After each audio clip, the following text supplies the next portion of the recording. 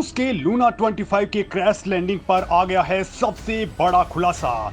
रूस के लूना 25 के फेल होने में चीन का निकला है सबसे बड़ा हाथ। चीन रूस के लिए निकल चुका है सबसे बड़ा गद्दार। सामने आई लूना 25 में चीन की सबसे बड़ी साजिश, कारण भी आ गया है सबके सामने। जी हां दोस्तों, रूस से नाराज था चीन, इसलिए लूना 25 को करवा दिया है फेल। बिल्कुल दोस्तों, ये ऐसी बड़ी खबर है जो शायद अब पुतिन को चीन से हमेशा हमेशा के लिए दूर कर दे गई। और दोस्तों, इसके बाद में रूस जिस चीन को अपना दोस्त कहता था, करीबी कहता था, अब असल गद्दार वही निकलता जा रहा है। बिल्कुल दोस्तों, भारत ने चंद्रमा पर अहम खोज करने के लिए अपने चंद्रयान 3 को उतारने का संकल्प क्या लिया। पूरी दुनिया के अंदर चांद पर मिशन भेजने के लिए रेस लग पड़ी।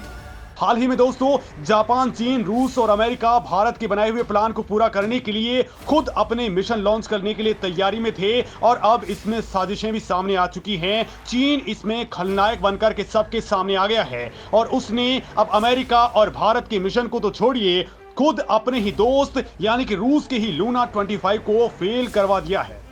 दोस्तों, इस पर एक बड़ा खुलासा हुआ है कि ऐन वक्त पर चीन के बनाए जाल ने काम कर दिया है और रूस का लूना 25 मिशन फेल हो चुका है।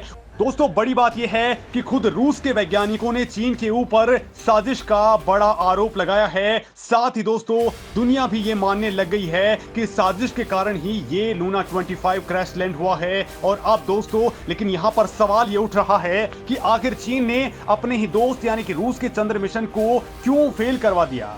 दोस्तों, रूस ने लूना 25 मिशन में चीन की मदद ली थी, तो ऐसे में चीन ने क्यों ये साजिश रची है। रूस के लूना 25 के बर्बाद होने पर अब क्यों चीन खुश हो रहा है, क्यों वो लगातार हंस रहा है।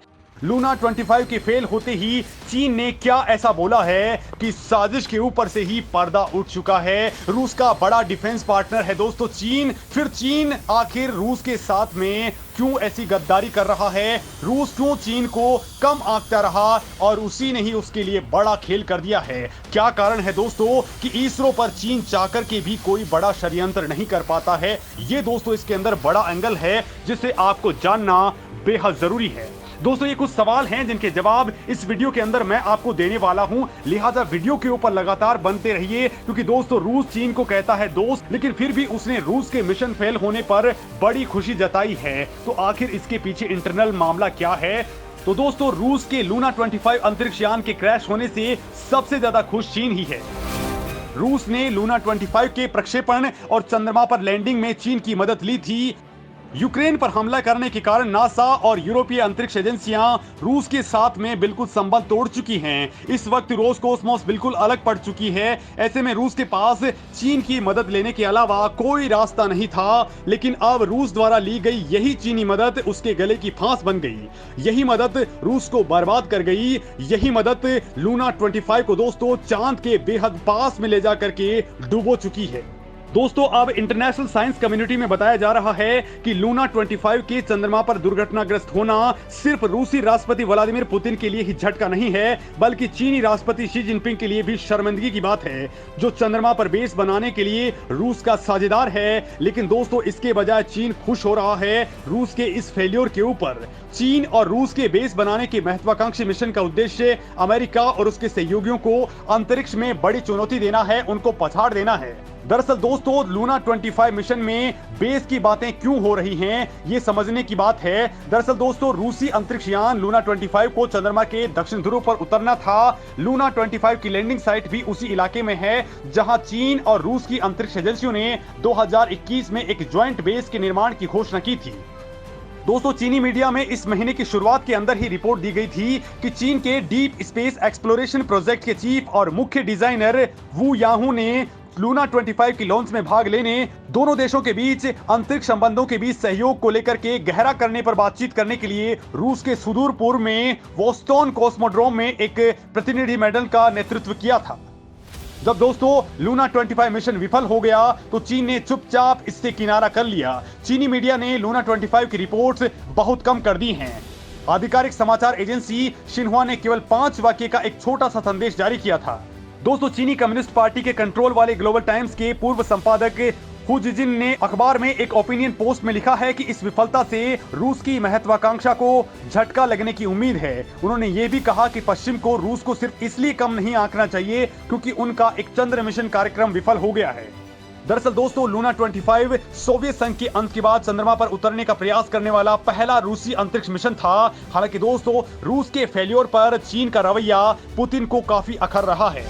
आपको बता दूं दोस्तों, अंतरिक्ष इतिहासकार अलेक्जेंडर जेल्यानकोव ने कहा है कि हमें सब कुछ फिर से सीखना होगा। हमें सीखना चाहिए कि आत्मविश्वास के साथ चंद्रमा तक कैसे उड़ान भरें, उसकी सतह पर आत्मविश्वास के साथ कैसे उतरें और उसके बाद ही चीन और दूसरे देशों के साथ अकेले भव्य योजनाओं के कार्यक्रम के लिए आगे बढ़ें।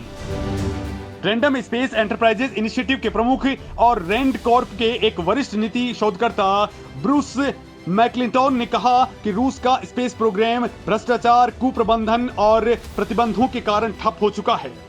रूस के लिए यह वास्तव में बहुत बुरा दौर है। जब बाहरी अंतरिक्ष अन्वेषण की बात आती है तो ये किसी भी आत्मविश्वास को हासिल करने का उनका सबसे समय से प्रतिष्ठित लगभग आखिरी मौका था। दोस्तों, आपको बता दूं कि पिछले साल फरवरी में यूक्रेन पर हमला करने के बाद से चीनी मीडिया ने चंद्रदेश में रूस की भूमिका को कम करके आंका था। रूस के विपरीत चीन चंद्रमा के ऊपर दूसरों को पछाड़ने के लिए अपने प्रयास में सफल रहा है। दोस्तों, चीन 2019 में चंद्रमा के एक दूर दराज के क्षेत्र में अंतरिक्षयान उतारने वाला पहला देश बन चुका है। दोस्तों, 4 साल से अधिक समय बाद भी उसका U2 रोवर अभी तक सक्रिय है। दोस्तों, इस मामले में एक्सपर्ट्स कह रहे हैं कि पर्दे के पीछे चीन पहले से ही जानता है कि स्पेस भागीदार के तौर पर रूस का महत्व बहुत सीमित है। उन्होंने दोस्तों कहा है कि चीन को रूस के साथ सहयोग करने में कोई दिलचस्पी नहीं है क्योंकि रूस चीन का कुछ भी नहीं कर सकता है। ऐसे में कई कारण बनते हैं कि रूस के मिशन को फेल करने में चीन का ही सबसे बड़ा हाथ सामने आ सकता है, क्योंकि चीन चाहता है कि वो ग्लोबल इकोनॉमी के ऊपर एकदम से कब्जा कर ले।